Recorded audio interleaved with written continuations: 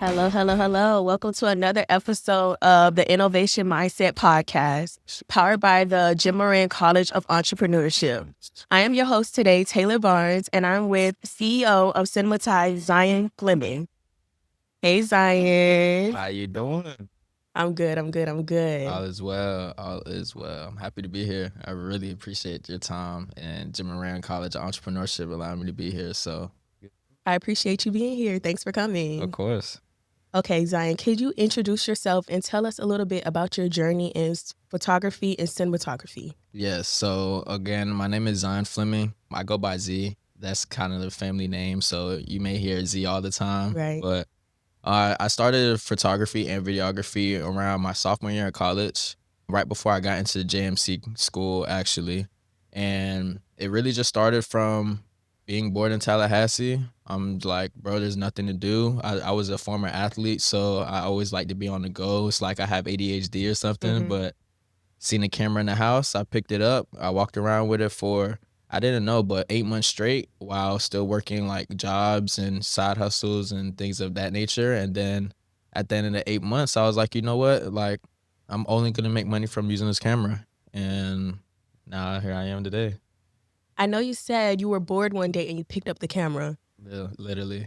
So do you think that you ever had a passion for photography before you picked up that camera, or do you think it was just something like, on the fly? So I'll be honest, my mom was a model, Okay. right? And it was just me and her growing up. So I got to see her in front of the camera a lot. She used to try to push me to be in front of the camera. However, I hated being in front of the camera. I'm not gonna lie. I never see myself doing photography at all or picking up the camera.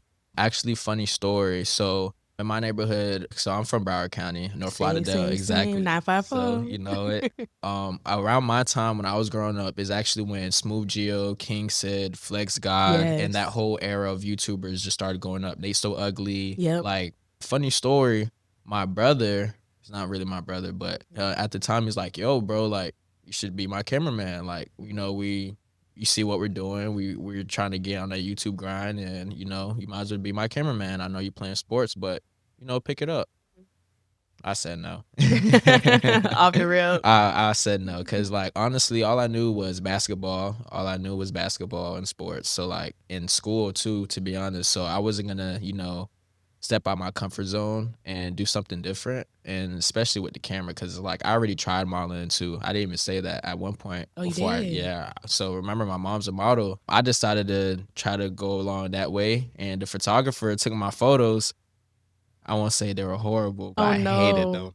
Oh my gosh. I hated them so bad. It was to the point where, like, if I were to take somebody's photos, I would want to make sure they love their photos. That's how Right. bad I did not like it. Wow. Kind of long. It's kind of funny story, but People yeah, pay hundreds for photos. That's terrible. thousands. Thousands. It's crazy. It's crazy. There's work no out here. limit how far it could go with photos Literally. and even cinematography, honestly. Yeah. So you said you were playing basketball in high school. What high school did you go to? I went to Northeast High School in Oakland Park. Oh, okay. Yeah, it's like we was very big on sports. Like, we was a track and basketball school. Our football squad was horrible. I'm not gonna lie, but basketball and track, we was in cheer too. We had like very good squad. Okay, I know for myself, I always see me doing something big. I'm really into fashion. So that's really like my goal in like career, personal life, is to really break into the fashion world and then put that with marketing and management and entrepreneurship, all those type of things. So I say this to say this. Did you ever see yourself in entrepreneurship? I know you said you did football. Did you think to go to college with it, or go to the NFL, anything? Not football, I'm sorry, the NBA. Basketball. Yeah, No, basketball. you're good. So so to give you a timeline of my life, quote unquote, pretty much in the mind space of entrepreneurship, right? I didn't get my first job until my junior year of high school. And my junior year of high school, following the end of my junior year of high school, that's actually when COVID hit. Around that time is like, like after the world opened back up, my senior year, I pretty much got my first job. A little about my basketball career. At my junior year, I told my coaches and I told myself that I didn't want to go to school for basketball because I've been playing it since second grade. I don't know nothing else but basketball. Like, my grades are very good, so it's not like I need basketball to go to school or for a scholarship. So That's when I took the efforts. I went to go get my first job. I was working at Walmart, making I think like 14 an hour, and then I realized like, yo, like this whole time I've been missing out on making money. Ain't no way. So that kind of shifted my perspective a lot to like the world, because it's like, yo, I genuinely only knew that you could play sports. Like I Mhm. didn't know you could go get a job, just even if you want to make money or not. So from there, now in where entrepreneurship falls in line is I was a gamer. Like when I say a gamer, I'm a nerd. Like I don't care what anybody says. I'm definitely a nerd. So like I used to, with the new game drops, I gotta ask my parents for money and things of that nature. I was a very like independent child, so like I would hate asking my mom for $40 or $60. So what I would do is, hey mom, can I wash your car for like 25 dollars? And I put that to the side, and it's like, we got four family members, so I'll wash three cars that weekend, and I Right. get the money, buy my game, I buy my VC, and then I keep it pushing. So that's kind of where it started from. And then I got to college. I was actually going to school. I came to school to study business management. I realized it was not it. I was on the No. verge of dropping out because they wasn't teaching me what I wanted to learn. And then God sent his angel and told me, hey, you should look into commercial entrepreneurship. And from there, it was up. I was like, oh, yeah, that's it. So that's pretty much the journey. Who is that angel that told you that you can go into commercial entrepreneurship? Shanice. Shanice. Shanice. She was actually she was, what is it called? I've been doing so much stuff. I don't even remember what it was called. Seminole Minority Leadership Institute of Hmm. Black Student Union. Right. She was actually my advisor and my mentor there, alongside of Tatiana Dupere. Yeah, I know And Tatiana. I love those two. But yeah, Shanice, she actually graduated. She was in JMC and she graduated, got a full time job in Portland with the Trailblazers, That straight is out of so JMC. cool. That is so cool. So what you've been telling me so far, you seem like the definition of innovation. Like you look up innovation in a dictionary and your picture pops up. I It swear. just might be. It just might be. Just may be. So what would you say that innovation means to you as an entrepreneur, as an artist, as a person? Now this may sound crazy, but the first phrase that comes to my mind is a phrase called Ubersmensch.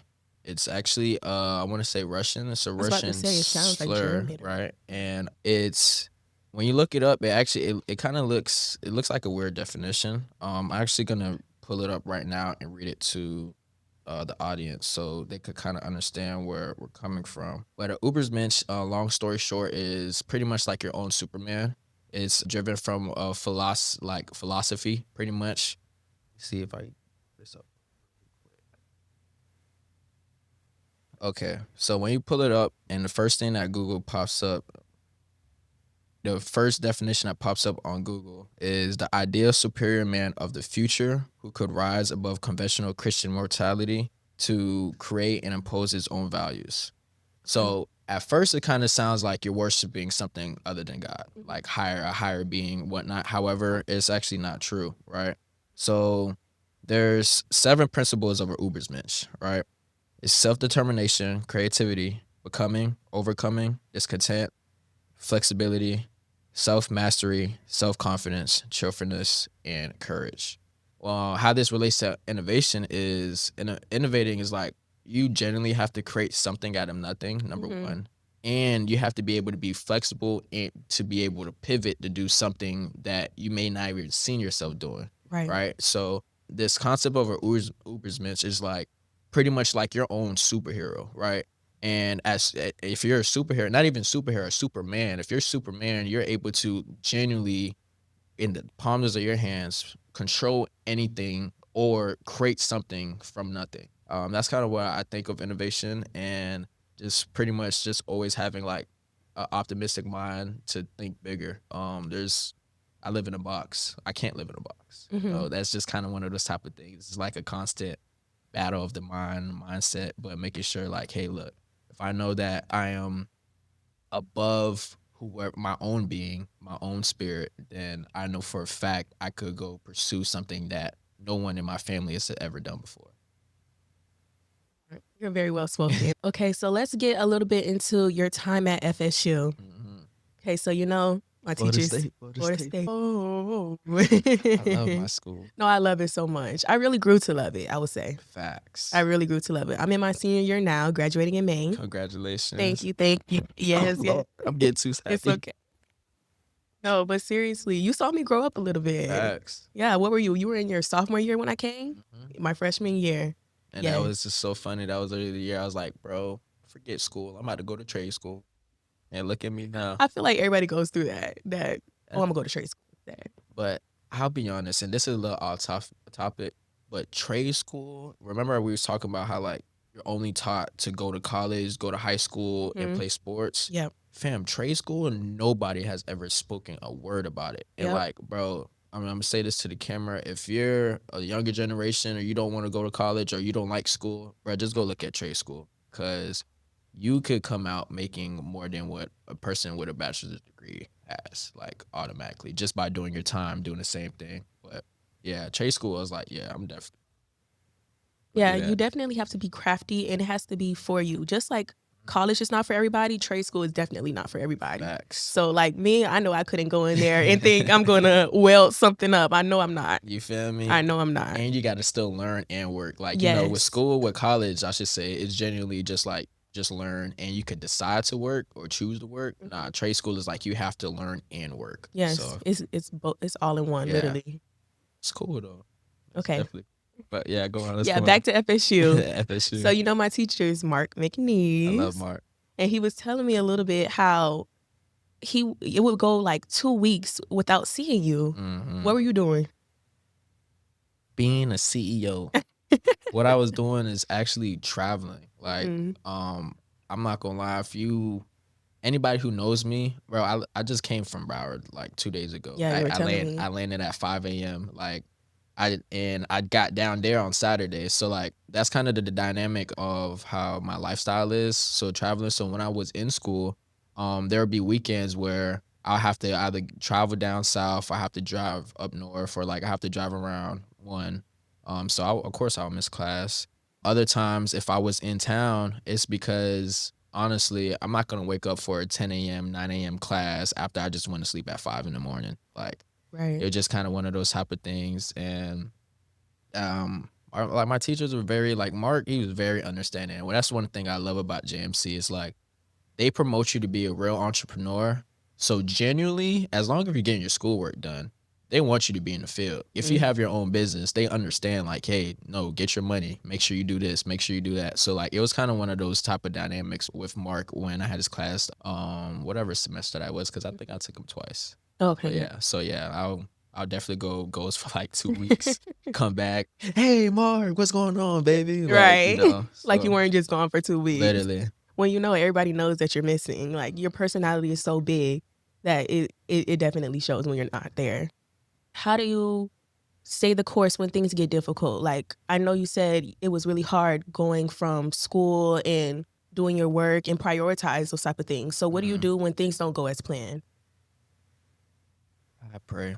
And not even just like a mean prayer. The first thing I say honestly is like, dear Lord, please give me the wisdom to serve the people you want me to serve in a way that pleases you.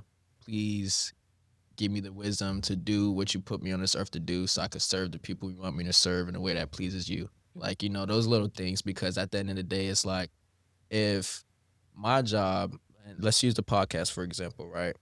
If imagine, I don't know, I'm just a random person and I don't like doing podcasts. I told myself in my life, I'll never do a podcast, like never. But I come across Taelor and Taylor's like, hey, I need you to help me do this podcast. And at the end of the day, just think about somebody's boundaries and their perspective. Is like, if I said I'm never going to do this in my life, I don't care who comes up to me and asks me.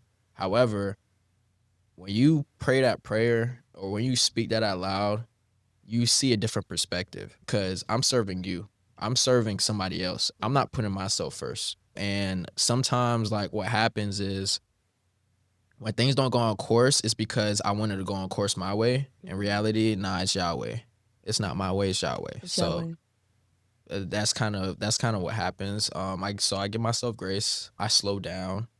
I take deep breaths, and I honestly go do something that I love.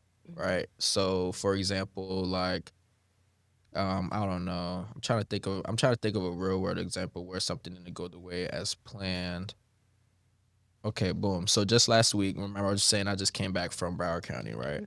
So before I went to Broward, it was family homecoming, right? And the whole week I did a major vlog with behind the scenes of a hospitality group here for 7 days straight, right? So what happened was when I was ready to go home and travel back down south for an event, I missed my bus. I missed my bus by literally like an hour. Like Oh, something that wow. was just like, bro, like there's no way that you missed that. I literally stayed up all night to not miss that bus. Took a shower, packed my bags and everything just to fall asleep in the bed. No. 15 minutes before my bus was supposed to come out. I woke up and my bus was gone. So I was mad. I was really mad. I'm not gonna lie. But come to find out, I stayed the extra day, and guess what? I got a deposit for $500. Redirection. So it's like I told myself, like, although I was mad, I knew I was like, bro, God kept me here for a reason. I'm not sure what, but I'm gonna do whatever He says He needs me to do. And somehow, some way, I got paid, and it's like, wow. If I would have went home, I wouldn't have got paid. Like, it's just little things like that. So it's just that redirection, like how we was talking about having that grace, making sure you understand like you're not doing this for yourself. Yeah, that's how I deal with adversity. I always pray to God and I ask Him to grant me the wisdom to know between right and wrong Mm, and to know the difference and to know and to understand when I see different things. So you were saying that you had your client, you missed them by a full day. So what happened in that instance? Like, were you able to get down there or what? What did you do? did happen. I'm not gonna lie, you can't do nothing. You can't. Was it? It was over with. It's not that it was over with. So I had two. I want to say I had two clients at that time, but usually like my shoot days are on Saturdays. So Hmm. for as an entrepreneur, right? Everything is about planning and preparation. So what I do always is if I have a shoot, I always book a trip a day before the shoot. Hmm. So pretty much what the day that I miss is the day before the shoot that I missed to for downtime to relax, make sure everything's prepared and whatnot. But what I did was I just got on the next bus. Luckily my shoot again wasn't till the next day and during the night, so I was okay. I do also attend a seminar from do you know who Patrick Bet David is? That name sounds familiar. Who's that? He hosts the #1 entrepreneurship channel called Value Entertainment on YouTube. That sounds familiar to me. I watch a He's lot of podcasts. he's the owner of PHP agency, and what I do on Saturday mornings when I'm back down south is I actually head over to his office to just go get financial literacy. So since I missed that Friday bus, I honestly just missed his seminar in the morning, and I was upset, but no, it just ain't much I could do, There's nothing you can do. So, but luckily everything still worked out. Clients was happy with the photos and everything, so it's pretty much what happened. Okay, so I know things like those instances can deter you and like really make you doubt yourself and like, oh, am I really fit for this? How do you deal with like burnout and self doubt? I don't think I deal with burnout or self doubt. Not literally, You don't but think you deal with it? You do you have it? I have it. But I'm Okay, saying I don't think deal I with deal it. with it. Mhm. Like genuinely, like I am a very I won't call it is what it is type of guy, but like the last thing I want to do is complain. The last thing I want to do is like, oh, this is the reason why I can't be great. That's the last thing I want to do. And I guess bring myself down of my actual potential, right? But when I am in times where I am doubting myself, like genuinely, I surround myself with to other people. I'll be honest, because the easiest thing to do is to get caught up in my own mind as an overthinker. So I purposely put myself in environments where I'm distracted by my own thoughts. In this case, for example, remember that vlog I was just talking about, right?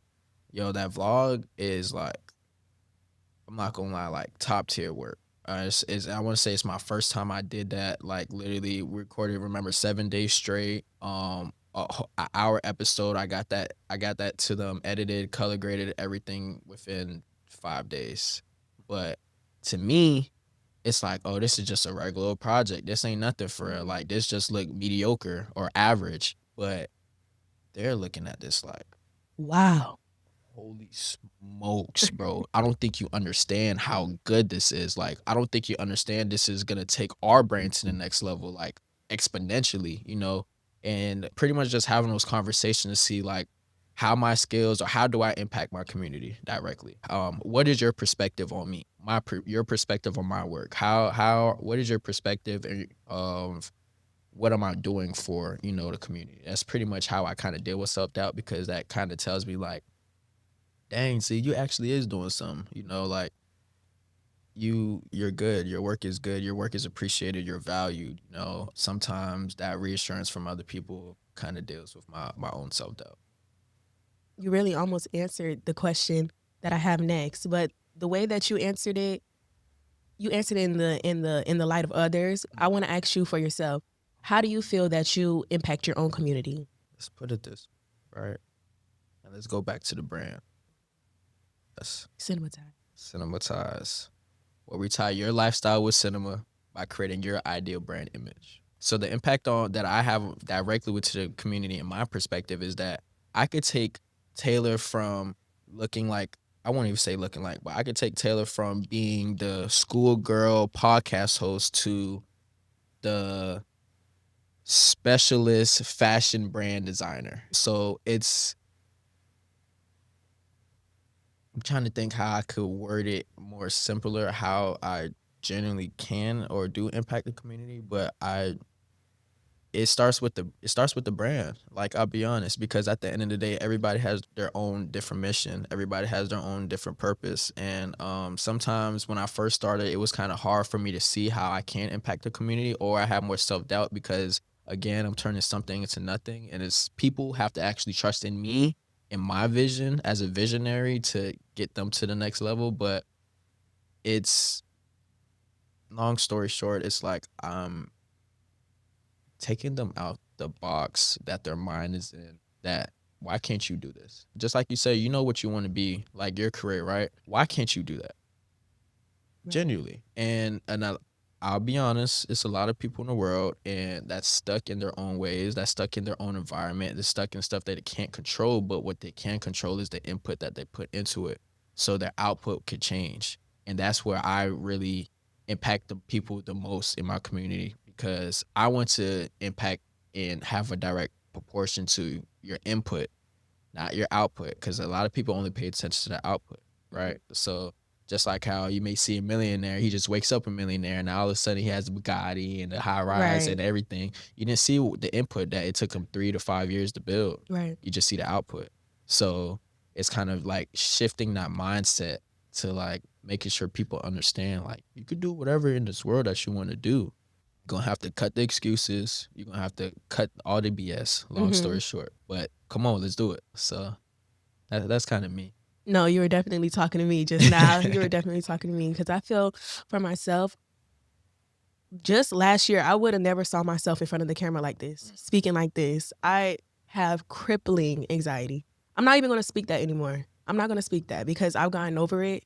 But it'll literally be so hard for me to even come present my project in class. I'll rather get the 0 for the presentation, get the 100 for the content, 0 for the presentation, because it was that crippling. I literally could not. I'm so very happy for you. I don't think you understand, because, like, bro, that's all a part of growth. Like, it's this life stuff is like, No, I'm and not gonna I lie. 100% understand. And I know for myself that I am my own obstacle. I am the reason why I'm not from A to B or B to C. I know it. I know it. It's myself. Like, It's okay though, because I'm really trying to get out of it though. and I learned, bro, like a lot of don't have that same mindset that you got. A lot of people's like, oh yeah, I'm not a camera person. Oh Yeah. well, whoop de doo. Mm-hmm. Like, that's it. And then they don't try, like, bro, as long as you try, fam, like you'll go very far. Just with that alone, like I Mhm. promise you, you'll go very far. So Yeah. keep doing your thing. Thank you. Just taking this class, it was out of my comfort zone, but I made sure. And Mark has been a great help, of course. Just getting comfortable in front of the camera. We've done this a million times, but doing it with you, I'm so thankful that you came. Seriously. And I just want to ask you also, you said this was your first like long form of content, right? Doing the vlog for like the 7 days. How do you approach cinematography? Do you see a difference in how you approach cinematography from photography?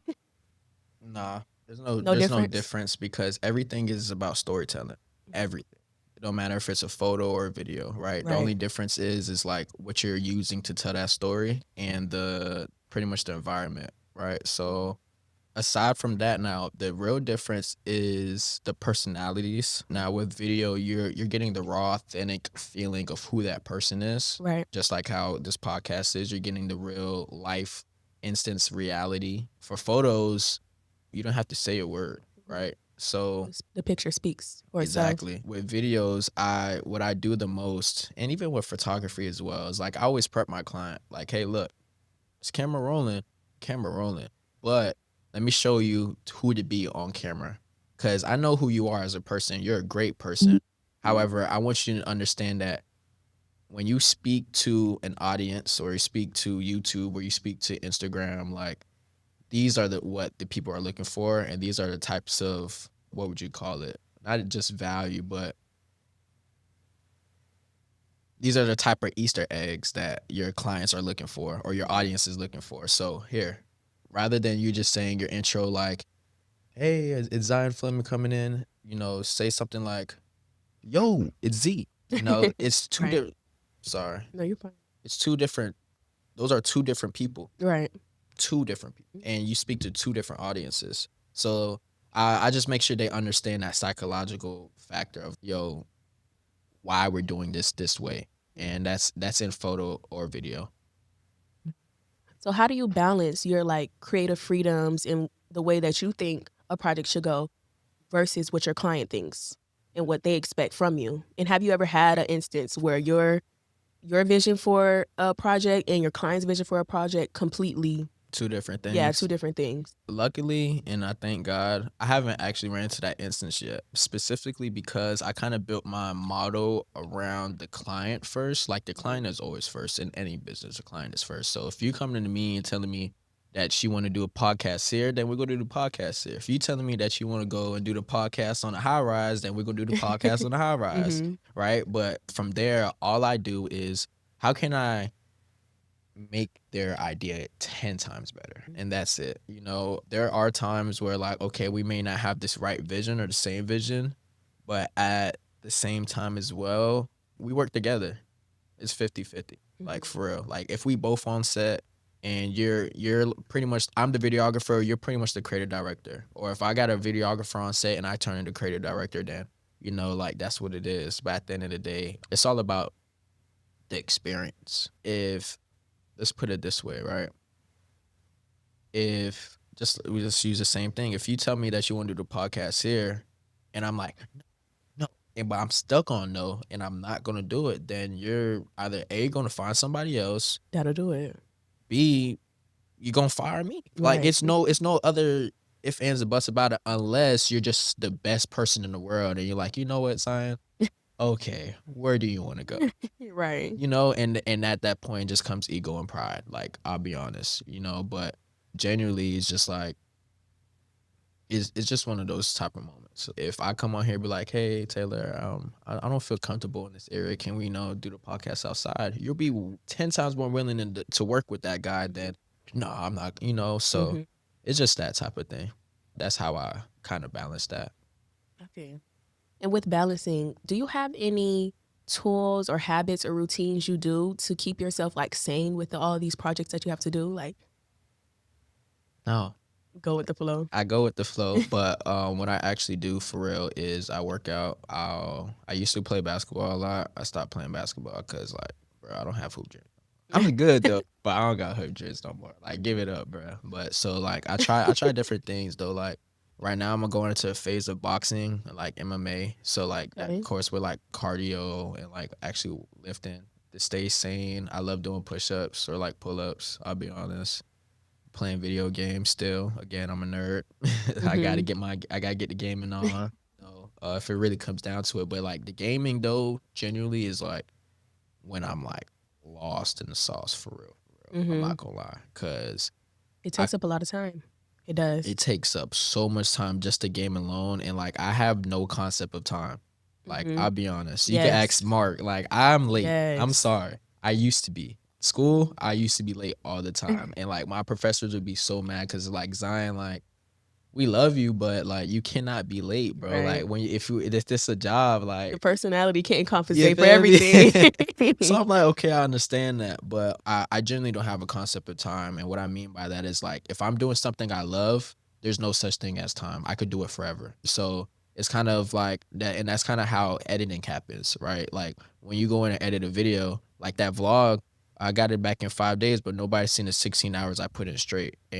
But it's not like you would think that after the 16 hours, you would feel it, or you're like, damn, oh, I'm tired. Nah, like I don't at all. So like I'm just like a night owl. Like I would describe myself as a night owl that, stays up all night, does whatever he has to do, but all of that is around time. And if I don't have a concept of time, if I don't have my timer going off in 2 hours saying that Zion get off the game, I'm gonna be on that game till the fifth, 6th hour until I get hungry or something, like for real. So that's kind of how I balance that stuff out. And the last thing is I go see my family, bro. I Got go see to. my family. Like I go see my closest boys, like girls. It don't matter who. Like I have to go see them because they also fuel my why a lot. Just surrounding myself with people who have the same great ambition as me, who just want more out of their legacy in life. That's how I deal pretty much with that.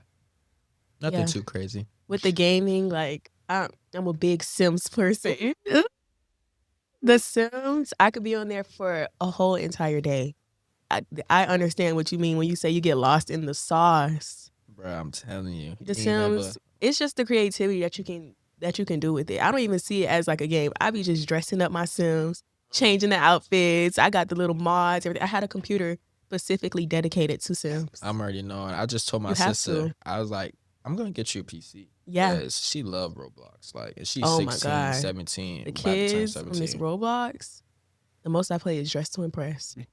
See, everything's about fashion with me. That's all I That's be worried real about. though. That's real though. And like that just reminded me though, like, fam, when it comes down to it, I actually set my schedule up, my weekdays on like Sunday, do not touch me, don't text me, don't Yeah. expect a call out of me. Like, and that's kind of how I balance out everything else too, because I know that I have a full day for myself that I could do anything that I want. Don't bother me. And those are the days where I'll probably be on a game all day, or I'm probably running around errands, or I'm working out all day, or like, just little things like that. And that kind of keeps me sane a lot, honestly. How do you think people years from now, probably even generations from now, will see your work and what would they think about it from the beginning to the end? What do you hope? What do you hope for your work? First things first, I think what I hope for is that whoever I took that picture of, they have that picture. Yeah. Put it on the wall, Put it something, on the blow it wall, up. mirror, or something for Yes. real. I'm not gonna lie. If anybody were to see my work, and if I gotta look at the camera at this one because it's 10,000 people that have seen my work, and there's also probably 2,000 people that actually have seen all my work. Like, Mhm. there's a difference, right? So, and I don't mean to go off topic, but just kind of give just a little bit of game of how, pretty much how, like, the real life of just photography, videography, like as a creative director, real life, a media director, right? Yo, you produce so much content, you don't know what you did. Like, you don't know what you did until you seen it, till somebody posts it, till they tag you. Like, Probably forgot about it. bro, Right? I have 6 to 7 terabytes in footage and photos Goodness. alone from when I started my sophomore year in school. And when I started in school, nobody, well, I won't say nobody knows. And this goes back to the 10,000 people may know, 2,000 people really may know the real works. But they had like my first year doing sports photography ever, we went 13-0. So I have that Oh, that was a whole good year. so I That was have the that best year. whole year of straight photos from every Yeah. game, videos, like, and on top of that, I have like just little side stuff that I've done before. So there's over 10,000 art pieces that I have just in the vault that I have not released yet. And I'm actually planning to do that rollout very, very soon. So if you're watching this and you Maybe got you could put here, something in. Maybe we'll uh, put something in, post edit. you feel me? Mhm. Well, just something. But I'll just so to go back to your question, what I want people to really think of my work is like, yo, one, this dude came a very long way, but he came a long way by having a variety of work, or like a lot of my friends, they call it side quests. Like I'm probably like the side quest king around here. Like the amount of stuff that I do, just like I mean, you look at the last 2 weeks. This week we with P&E, Party Never Ends. Last week we were just with Family Homecoming, that hospitality group. During the weekend, we were just in Bower doing a marriage shoot. A marriage shoot? Marriage. Yeah. Well, somebody, one of my family Got members, married? not just married, but they renewed their Oh, vows after 20 years. So, beautiful. but then that doesn't account for, and it's just little things like that. And I could honestly ramble all day, but definitely I want people to see like, yo, he's a hard worker. He was in all the rooms and all the doors that I probably wouldn't even thought I would get into, and it would give the people hope, Hmm. genuinely, because I know for a fact in the next 3 to 5 years, I may not be doing the same thing right now, or I may be doing something so much bigger than what I'm doing now, to the point where they're gonna be like, "How did he even get here?" And it's just a domino effect from there. My bad, I didn't mean to give y'all a ramble, but No, that was good. I see you opening many doors for people, and I see your legacy being very big. I So, appreciate you. what's something that you wish you knew about entrepreneurship before, like something that the school couldn't have taught you before graduating that you Mm. wish you knew? I'll be honest, they taught me this, Hmm. but the product and service businesses is two different businesses. And even if I had to tell myself something before I started a business, I would say go the product route. Hmm. And the reason why I say that is because it's two ways to make money, right? You got, of course, the passive way, and you got the labor way, right? Service businesses, you got to trade your time for money. You have to. There's no ifs, ands, or buts about it, unless you build a business structure to where you don't have to actually trade. The CEO himself doesn't have to be there to trade his time for money. And but a product service is literally a one-time buy, and you get your deposit instantly. Like Hmm. you don't got to deal with no extra if, ands, buts, controls, revisions. You don't got to do any of that stuff. So if one thing I wish I knew before in entrepreneurship is the concept of trading your time for money is actually not real. It's not real at all. You can still be in a service business without trading your time for money. You can still sell products without trading your time for money. Like that stuff is not real, to be honest. I'm trying to see if there's anything that I learned about entrepreneurship that school couldn't teach me. Oh, it's 10 times easier than what people think of it. Like, Really? bro, I kid you not, you could go get an endorsement deal right now just off this episode. You just say try. I swear. And that's what I really learned about entrepreneurship. Is like it's actually people in this world that are actually trying. It's other people in this world that's not trying. And I consider myself, and I hate to say it, like I'm not trying for real. It's not something that's like degrading my skills or anything. It's just more so like, nah, Z, like you got the credibility, like why don't you have an endorsement deal, or why aren't you partnered with a brand deal on a contract for XYZ? Those little things. And I definitely would say that's something I learned about entrepreneurship that school could not have teach me. That there's two different types of entrepreneurs. Oh my gosh, I keep hearing You're this. passionate about what you're saying. But it's the entrepreneurs that try, it's the ones that don't try. Mhm. And With that being said, let's get into a few quick fun questions before okay, we do our final question. all right. Okay, so my first question for you, who is your dream client or brand, since you said yes?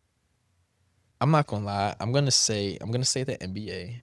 I'm actually Okay. I'm gonna say the NBA. I'm gonna say Louis Vuitton. I want to work with Williams. I want to work with what music artist do I want to work? I'll say like UMG, Universal Music Group. Mhm. Um, I got a lot of brands. I'm not gonna lie, but they're genuinely brands that I actually use, like Yeah. Canon, Canon for sure. I'm not gonna lie, I'm a Canon boy. Like I might get a Sony soon. I hate the fact that I gotta say it, but like Canon, I'm a Canon boy. So like Canon, I was just about to ask, what's your favorite camera or a editing camera, tool? yeah, nah, Oh, DaVinci and Canon. I use a Canon R6 M2 right now. I also use the DJI Osmo Pocket 3. I want one so bad with the creator Bro, pack. that is a game. Yeah. That camera right there, I shot that vlog I shot was Mhm. all straight out that camera, straight 4K glass, and it's so wide that like even if it's pointing at you, like it'll get the door from where I'm at right now. It can low-key Wow. get that board or the door in this wall too. Like it's wide like that, so it's perfect for vlogging, and it's so light, and compact. Then I also use like my Ray-Bans. I just kind of use for the Those aesthetics. are so cool. I love them though. You know what I really want? What? I want them new ones where you can see the screen Oh passes my good. and they give you a band. It's I so love I love cool. tech. You I love love say technology. Like I love Apple. it. Apple. Apple. Apple. Yeah, so I think my actual ideal brands would be any any brands that I support within the fashion realm, and it has to be high fashion. Like Mhm. I could stay down, but of course, high fashion. Mhm. I want to do anything technology wise, and like I'll say like shoes, apparels, or like yeah, I'll say like shoes, apparels, things of that Mhm. nature. So, That would be so ironically cool if you worked with the NBA. really, Like, yeah, because you're a student athlete. Like right? that's the peak for That them, for it everybody. is, bro, and Any like NBA, NFL, all of them. everything, like, and it's crazy too. And I feel like this may be one of your next questions for real, but like this kind of goes back to trying and not trying, Mhm. right? So remember, I was saying that my first year in sports photography, we went 13-0. I did that following season too as well, and I started going that sports photography route because everything what is very big in this media world is like, what's your niche, right? Me, I'll be honest, I never had a real niche. Well, I have. I just always change them per season, right? Right. So doing that was a strategy in how I could pretty much get more exposure and also get my techniques down pat faster. Because for example, the technique that you use for sports photography, you don't need it for a lifestyle shoot. But if you want to do a high fashion editorial, you got to be able to know how to get that fast movement in place and how to get it through the camera. So it's little things like that. But for the most part, gosh, I was talking about. This is actually crazy. Dang, I lost my train of thought. We That's can get actually into the crazy. next quick question if you Go want ahead. to. Okay. What's a song that gets you into the creative zone? Like, what's your go-to My shoot go-to, song right before you about to do a shoot? I'm a music enthusiast. Yeah, same. So it's just based off how I'm feeling right now. Hmm. I'm going with Who Do You by Jack Marlowe and Phantom Records. Was that what you were just playing Yep, earlier? I'm gonna give y'all a yeah, I love that. Like I love house music. If it's not that, so I have playlists actually based off my mood or like Mm, actually how I need mindset because like music to me is like it's a mind shift kicker, right? So like if I want to not it's not just about being in a good mood, right? I don't know if anybody knows this. So if you have a playlist, save a playlist for just working out. Whenever you play that playlist, you're gonna feel like working out. yeah, It's like you wire your mentally, brain that right? way. So I have playlists for when I feel down and I gotta remember my end goal. I have Right. playlists for when I'm editing. Those two playlists kind of correlate with one another because like I love old school music. Like I'm a very big like Lil Wayne fan, like Hot Boys fan. Like I love them boys. I love Yeah. Rick Ross. Like I love all them guys like Drake. I got a couple underground artists that I love like Jado 38. Like so certain it's like that hustler music. sometimes like Mhm. get me into the place. The song I just played is house music. That gets me like I'm finna take over the world. Yeah. Right? Yeah. So that's kind of like my go-to music, house music, and I guess you would say like trap R&B. I've been listening to a lot of Cash Money and No Cash Money. Limit. Did you see the verses? I did it. I was in the You have middle of to a watch shoot. it. It was so good. It was so good. Man, I was so happy. I was so happy to see my boys on that screen. Yes, and I just came from New Orleans. Really? So it was yeah. I know that thing was tough. Oh my goodness. I've Oh never my been to god. New Orleans, so You I might have to try. go. Mardi Gras? Yes, Mardi Gras. I never been to Mardi Gras. Never. I wanted to this year. I was supposed to go during New Year's as well. Mm. This is my second time there. I really feel like my heart is in New New Orleans. Orleans. It's there. So let me ask you, bruh. So like, especially as an entrepreneur, because I know you've been thinking about it. Hmm. If you had to move anywhere outside of Florida, where are you going? Where am I going? I love Florida. I'm such a Broward baby. I'm such a Broward Hmm. baby. But to really get out my comfort zone, that would be out of my comfort zone. New I'm really Orleans. yes. I think I would go there just I feel like that would be like my vacation place because I love it so bad. I don't think I could work there because I would just love it so much. Just doing eating, doing everything. But my dream place to move, if I had to move out of Florida, completely, stacked with money, had the money to go there, I would say New York or Texas. New York. New York? No. New York. Oh, I love New. I don't. Okay. My answer to that question would I would go. I'm not gonna lie, DC. DC is my number one DC? city, I've never been. I want to though. bro. I went to DC first time last year, and like it was so ironic. But that was actually the first trip I was taking. That's like, you know what? I'm getting of age. Let me actually look at these cities and start ranking them where I would move. Right. DC number automatic. Really? Yes, What about it? bro. It's like one, it's a real. I don't know how to explain it. It's a different environment. It's a different feeling. Like it's yeah, you're in DC, but it's like I don't know, bro. The culture, the environment. I don't know. It's something about DC that's like I love that. Next one is definitely Texas. Yeah. I'm a Everything's bigger in Texas. yeah. I'm a very big like. I want land. I want Yeah. acres. I want a property. Like I want a Yeah. house. So like that's why I say New York, because Hmm. I won't have a big enough space for me to just build my own house or something. But it's still a good environment. Like, I love it for business and stuff. And then last one was Japan. Japan. Move there? Okay. I'm a very big, so I won't call this a phase, but yes, I'm definitely in a phase of my life where like I want to stay at least 90 days in other cities. I feel the same way. Until I back home. That's kind of the timing I'm on. Thankfully, like I'm in a profession to where I could get up and go anywhere for real. Hmm. And also I could always work with partners I have now. Right. So when I graduate, I told my whole family, I told everybody what I want is at least 30 days doing a European tour through Smart. everywhere in Europe, at least 30 days. You That's what should I want. definitely do that. Oh my God. Especially when I know you seen that Louis Vuitton. Oh my I know you know goodness. what I'm talking about. I know you know it. That show in the UK, bro. That high fashion stuff is different.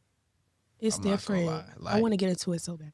right, and surprisingly, like the UK, all that stuff around that side, it would be perfect. And I genuinely, I'm not gonna lie, I would move there too on that side. It's just Yeah. like I gotta test the waters first and see like, okay, like where are the design districts, the fashion districts, Right. like stuff like The UK is different. Just in the beauty industry itself, they do makeup differently. They do hair. They're even their photography. Everything is different. Like it's a different yes. level. Like I feel like us as Americans, we're just getting there, but they have a different type of crispness, like balance. I don't know what it is about it, but Yeah, they're just on a different level. They're insane. I definitely want it. I might have to join you on that tour. You come on. Come I'm on, recruiting people. come on. Oh my god, that's content.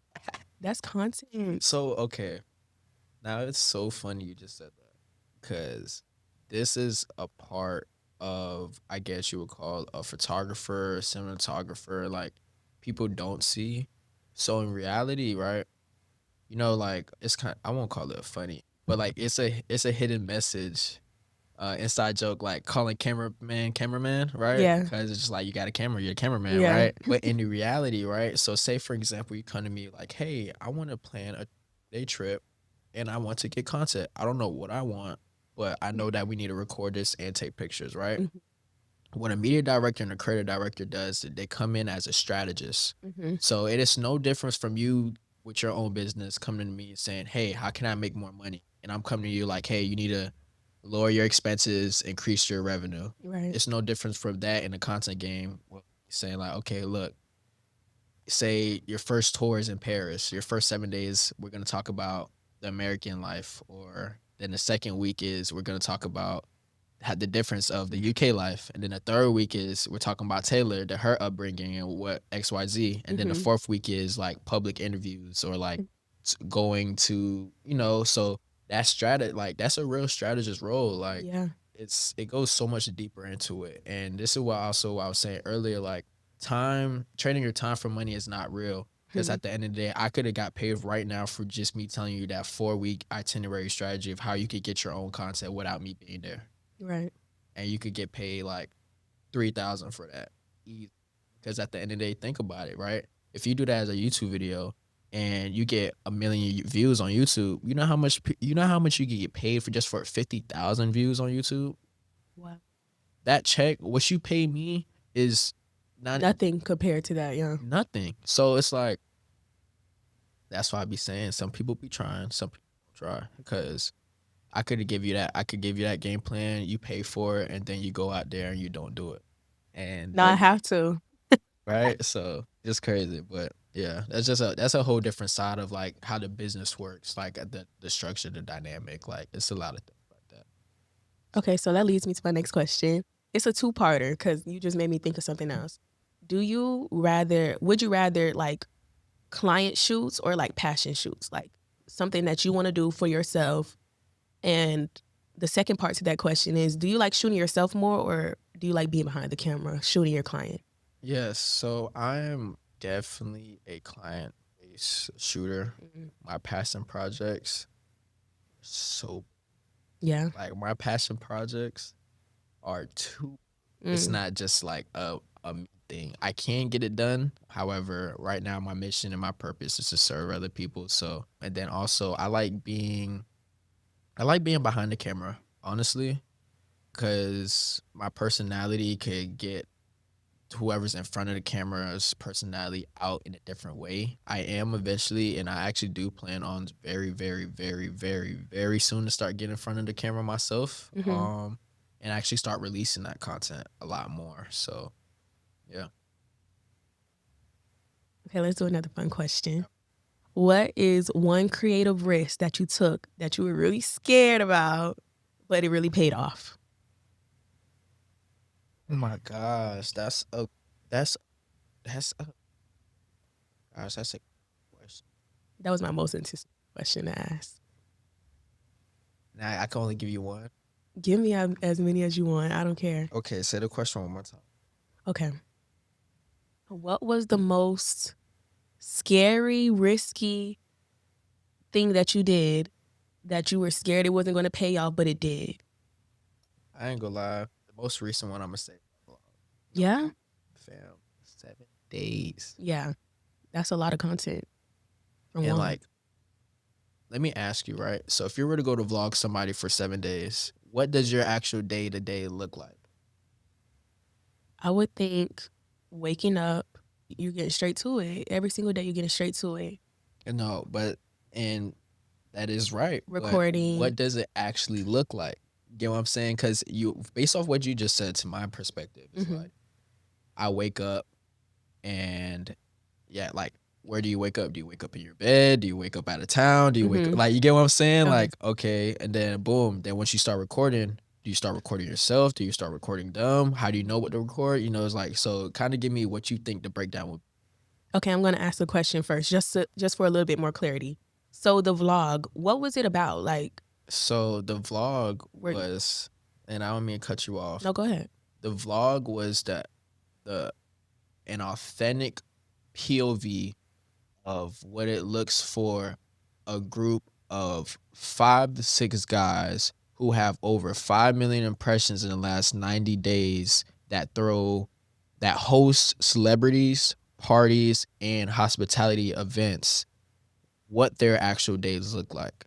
Mhm. And how we use FAMU Homecoming as a pivotal point to showcase and highlight what exactly that's being done in their day-to-day life. Okay. So when you start recording through the 7 days, was this straight just the family homecoming, or was it any pre-production things? Like they're still trying to get together these hostings or those type of things? Because I would expect that would be what people want to see. Like, how does this come together? Because I think that when I'm standing in the club, I think that I'm like, how did they put this together? Right. Like, I remember, what was it? I think it was freshman year. I saw Babyface Ray at Baja's, and I'm like, I'm standing right in front of this man. I probably paid $10. What? I probably $10. paid $10. What all went into this? How much did they pay this man? How did they get this man? Yes, and I paid $10. I tell that story all the That's time. crazy, but it's Yeah. actually reality. So with the pre-production, your only pre-production consists in those 7 days. Okay. So I want to put it to you like this, right? Like, if you were to, your pre-production is okay. It can be outside of that week, but to the viewer, there's no correlation Right. because you're just showing me how to plan a party. Mm-hmm. You ain't showing me that you actually threw this party. You know what I'm saying? So, pretty long story short, so I say that 7 day vlog because one, I had to schedule my own time around theirs. So the first thing I had to do was like, all right, I'm staying with y'all Got automatically. to. I have to stay with you guys Mm-hmm. because I'm not gonna do all this. Back and Oh, forth. where y'all at? Yeah. Oh, when y'all? Mm-hmm. Nope. I want to be frontline. And I So, can but imagine. I could imagine being there in the moment at those times. You kind of like intuitively know when to pick that camera up, exactly. when to shoot. Oh, they're doing something kind of cool. Let me record this. Oh, they're just sitting down. They're not doing nothing much. This is nothing really And to it's like record. little details, bro. Yeah. Like y'all could be in the living room talking about nothing, but Mm-hmm. then in reality, you start listening to it, and it's the Like, hold origin on. story of the company. You Right. get what I'm saying? Yeah. So it's like it's little tiny things like that that actually matter when it comes to creating these storytelling vibes, right? Mm-hmm. But I only say that 7 day vlog because I'm not gonna lie, like it was genuinely 7 days. On top of that, actually working events, like Yeah. like That's a lot. it's a lot. Like we had 9 events in 7 days, and Wow. I was in charge of not just the vlog, but I was also in charge of directing all the media for each event. So that means that every event, even if it's 2 to 3 events going on one day, I need at least one photographer and videographer there, and y'all got to give me a recap in the next 24 hours so we could post on our page. I say that, but then Oh, and then time constraints at that time too. constraints. Yeah, I recorded all this footage. We got to get it out, what, tomorrow, the next day. Yeah, and it's so funny because, like, bro, I don't think that was like a real risk. Like, I'll be honest, I don't think it was a real risk. Like, Mm-hmm. it's just like you're doing something you love. Now, a real one, I will say. Okay, so that's one that went good. I'm gonna tell you one that actually went bad. Right, Okay. I took a risk of I actually worked. Remember that first time I went to DC? So I was Yeah. going to DC for the Bitcoin Classic. Bitcoin Oh, Classic is okay. a basketball tournament I've that heard of it. overseas players play at, and if you win, you get 50,000 or 200,000 Bitcoin, whatever that amount goes to the team, right? So I did the one in DC. Then it's the annual event, so we were going to Chicago this year, right? Now there's a lot of stuff going on, but bro, long story short, like apparently there's a heavy storm in Chicago up north and whatnot. I didn't know. So like when I say the whole team that was flying out of Florida, we kept getting delayed up there. I flew up there. It was like midnight. I landed. We were in the air for like an hour. Then we landed in Detroit.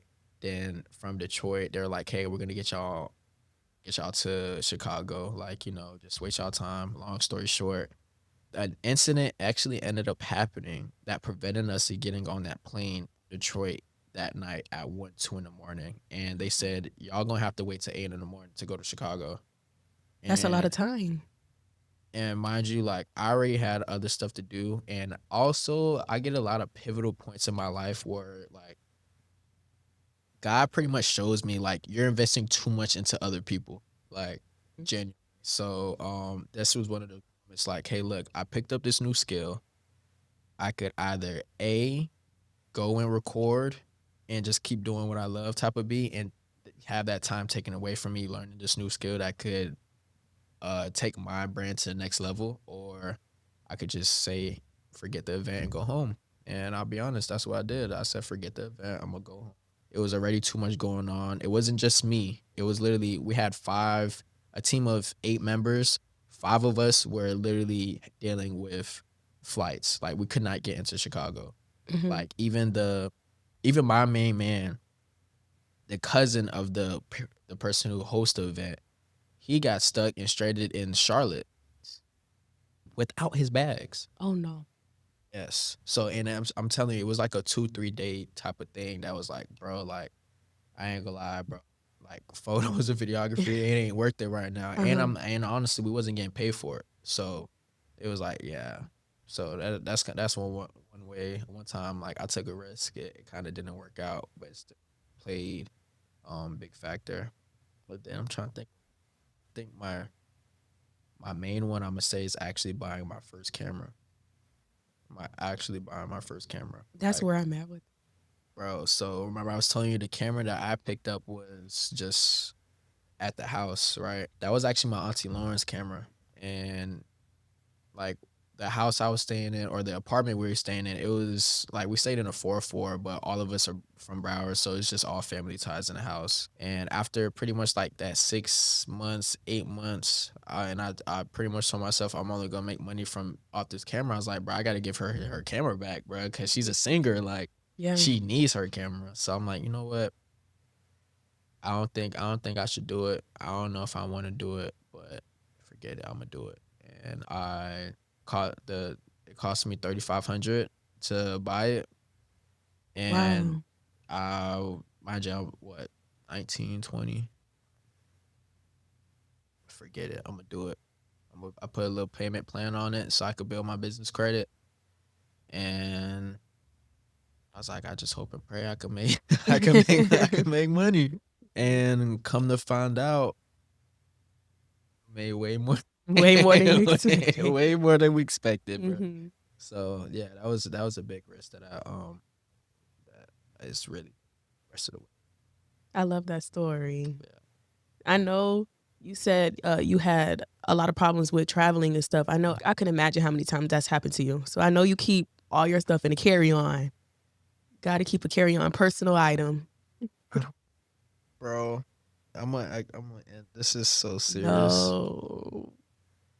Could you imagine packing your bags, taking a 9-hour trip back home for a shoot or for something that's planned for you to cover, for you to get there, and the itinerary isn't done? So now you just wasted your time traveling 9 hours to go shoot and record something that's one, not done. These people aren't serious about, and they're just wasting your time. Yeah. People, I've learned that people will never have the same urgency, mindset, anything as you. People are not you. That's something my mom had to tell me. She continuously tells me this. They're not you. They're not going to think the way you think. They're not going to have this. They're not going to have the same values as you. They're not going to think, oh, what you're doing right now is as important as you think it is. I don't like, yeah. If the camera's watching, there's been a move shift into Zion's G, because that's like my one of my biggest pet peeves, bro. And I had to learn that early. Like, you got it's the little things like that. Entrepreneurship again, like you gotta innovate. How can I make sure this never happens again? And I'll be honest, if that never happened, I would have never been able to pull off that 7-day vlog. Because I took the matters into my hands and planned this exactly how it needs to be planned, so where I do Shouldn't be any everything. problems, right? Yeah. Okay, But, so one more question before we get into our last. okay. I want to ask you, what's one word that describes your mindset right now? Personally, your personal life and your creative life. I hate to be cliche, but just the term. Determined? determined. That's good. I don't mean to go off tangent again, but you know who Black Boy Max is? Yes. My cousin told me, because I won't call this a problem, but like when I'm like locked in, like I have like a resting face, Yeah. and like but it's so bad to the point where even when I'm around my people, like, yo, are you good? Like, and they think that I'm mad or something, but when I go to talk, I'm like, yeah, yeah, yeah, like, You're but locked in.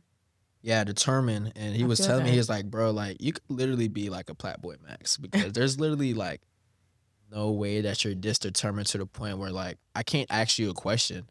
Like it's that bad. Like Mm-hmm. I'm trying to post right now. Don't talk to me. Yeah. And I'm so serious. My face is gonna give it. My body language is gonna give it. And you could be talking to me right now while I'm posting, and like I could only focus on one thing Mm-hmm. because I'm Can't even so hear me. like, yeah, it's like the tunnel vision is just like this has to get done. Like this has to get done. And if you're talking to me right now, you're taking my time away from getting this done. Yeah. Don't talk. Not in a bad way. It's just, So I say determined. I feel like that's the easiest one. The easiest one I could speak on, to be honest. So, do you have any like quotes or mantras that you go by to keep that determination going? Yes, I do. I have a couple. I'm a very, very like I call them affirmations, but I love I do affirmations. too. Like I'm not the type to like tell affirmations to myself, but based off how I'm feeling, like I'll like I mean you follow me, like I'll post like quotes and Yeah. stuff. Like I'm not gonna lie. So right now, I'll be honest, right now the quote of this week to Of me this week. is, don't question their play, just respect the call. Don't question the play, just respect the call. I Don't like that. question the Just respect the call, because how that helps with determination is because, one, again, I was an athlete, so like I'm not gonna lie, like I've got my ear chewed off like Yeah. a lot, to the point where like even when I have natural conversations with people, and I'll be honest, and they're asking for sympathy or empathy, like I can't give it to them. They didn't have no for you. Like, nothing for me, Nothing gang. for you. Nothing for me. But yeah, how that goes into determination is because at the end of the day, like whether or not that I think this is a play for me, I think this is a play for you, in reality is God's play. Whatever God make it the play to be, then that's what it is. And I ain't trying to say nothing absurd, but if God forbid, knock on wood, somebody's life is taken away, that's the play. Yeah. Like, I hate that. I hate it, but Yeah. it's facts. Like, it's reality. I can't do nothing about it. So, like, I have to make sure, like, like, I just got to respect it and I got to go forward. Because at the end of the day, if I don't respect it, you know what that means? I'm just going to be dwelling. Yeah. I'm going to be sad. You're gonna be stuck. I'm going to be complacent. I can't move on. Yeah. That's one of the ones right now. And if anything else were to come to my mind, I'll make sure I say it at the end. Yeah, I really take that in spiritually because this year has just been a lot of change for me. I'm not good with change. I'm not good with change at But all. why you So say that? Be honest, man. Like, you can't good at change. I'm learning. I understand that, but I think what I learned, I'll be honest, the power of the tongue, that's a It real is. thing. Mhm. Like, and I'm not gonna lie, that I'll say that's one of my quotes too. Like, the power of the The tongue is power of the real. tongue, yeah. So like me listening to you right now is like, bro, you already embraced change 10 million I times, know. But right? in my mind, In your I've mind. told myself I'm not good with change. I told myself I have this anxiety. I told myself, I'm not sure I can get in front of the camera right now. I told myself all these things. You I feel understand me? that. So I respect it. It's just like I ain't gonna lie, I gotta make sure I let you know, like, bro, you know that's not true. But I get you though. I get No, what I was saying with it's been a lot of change that's like unforeseen change this year for me. And I'm an only child. So I didn't growing up I didn't have a lot of turmoil going on like in the house because it's just been me. Like I'm quiet by myself. When I get around people, it's a whole different person. My mom always tells me this, like, how you have this you were just crying. You were just crying. And then you walk out the door and then end up talking to this person. And then it was so crazy. I'll tell you this short story. It's so crazy. The whole way driving up here for the semester, I moved into a new apartment, right? The person I was supposed to move in with, it all just dropped, right? So I'm coming up here. I had a plan in my mind. It's nothing of what I thought it was going to be. Cried in the car the whole way. You know that 8-hour drive. I cried in the car the whole way. The second I get out the car, when we get to the apartment, this man, he was helping his stepson move in. The second I get out the car, I just end up talking to this man. This man offers me a job. Just off the way I was speaking, just the way I talk. And I wasn't saying anything different. I'm talking to him just like I'm talking to you, just like, you know how we talk.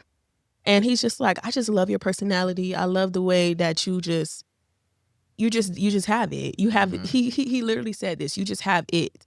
And I've been thinking about that for months now. What is this it that he's talking about? Like, what is this it? Because you see yourself differently than the world sees you. Yeah. Most times. It's not often where you see yourself, the way that you see yourself and the way the world sees you is, it aligns. Right.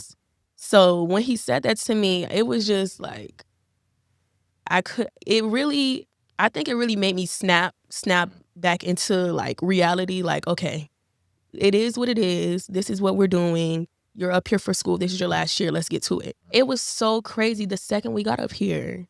And I just really got out of that because I'm a crybaby. I'm a Scorpio. It's okay.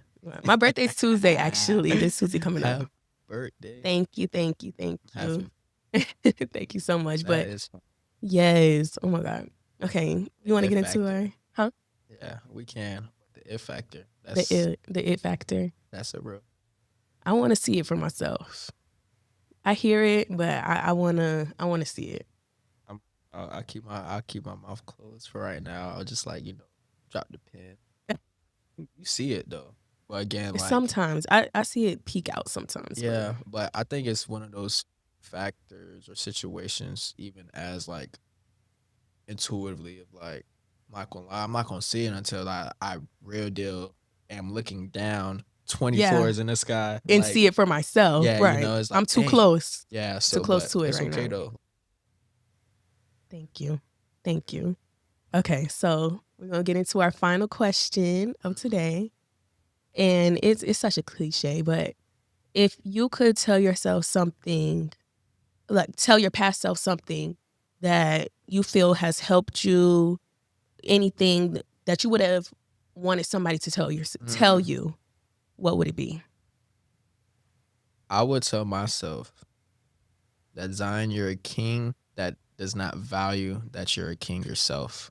And the reason why I say that is by your actions, your love for other people is overbearing to your own love to yourself, to where you're willing to sacrifice 1,000 more times than what anybody else is able to sacrifice, and that puts you in a hole going forward. So I would tell myself hey, look, understand you're a king, have respect and love yourself more that you love other people, still give you love them more than you. However, just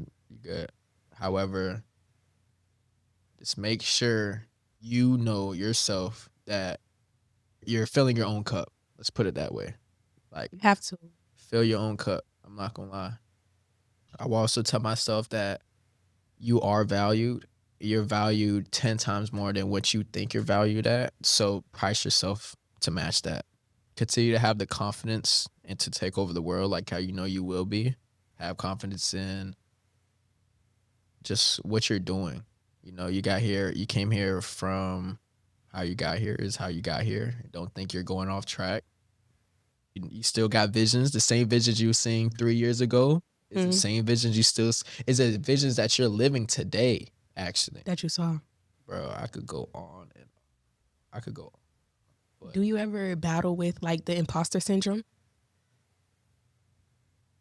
Give me your definition of imposter syndrome. I would say my definition of imposter syndrome is,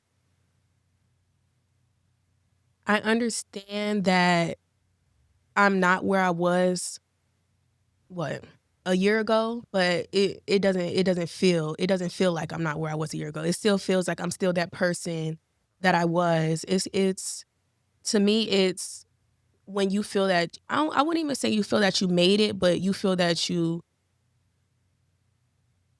know that you have made progress, but it's not clicking to you. I would say it's like some type of mental blockage that's not letting you understand where you are now is not where you were a year ago.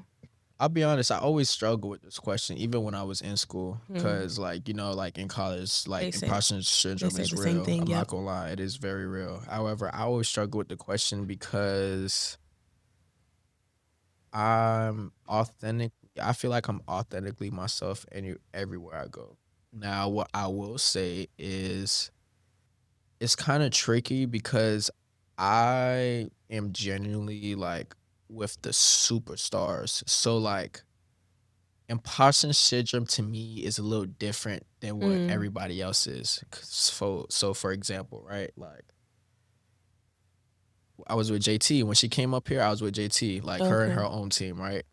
It's very easy for like the fanboy, fangirls to like, oh my God, JT right? coming. Like, JT coming. but what I learned is like as a photographer, a camera person, whatever you want to call it, right? You got to keep your composure in these rooms because at the end of the day, they're human. So being around people of status, I would say like my imposter syndrome is like I won't even say I don't belong here because I am here, right? Hmm. It's just more so of like, how do I have this connection with either the artist or the management team or their camera person and letting them know that I'm human too. I'm a genuine person and you could trust me rather than like, oh my God, you're JT. Here, take my information. Hmm. Here's the pictures I like. So I feel like my level of imposter syndrome just a little different. Just pretty much not being starstruck, understanding that everybody is the same person. They is all people, and every room that I'm in, I belong in this room for sure. Right. Like like Mark said, like it's like your personality and your light is your light. It's like I gotta understand that I'm a light. I can't walk into a room thinking that it's gonna get dark and Right. I'm acting like it's gonna be dark because no, like it's all automatically lit. Like Hmm. so, I feel like that's kind of. I hope that's on track with No, it imposter sounds syndrome. good. I really liked how you really broke it apart because I understand completely what you're saying. And then your definition for imposter syndrome is it's a little different than what I would think of, but it fits what you are and what you do as a professional. Facts, and I'm actually curious to see what the actual real definition of imposter syndrome. We probably Good. psychological experience in which a person suffers from feelings of intellectual or professional fraudulence. Yeah, that would definitely be my imposter syndrome. Mm. Until I didn't know I was a professional until that year we went 13-0, and at the following year as well because like it's a professional sport. For college is a professional sport, It and is. it's a very high paced thing.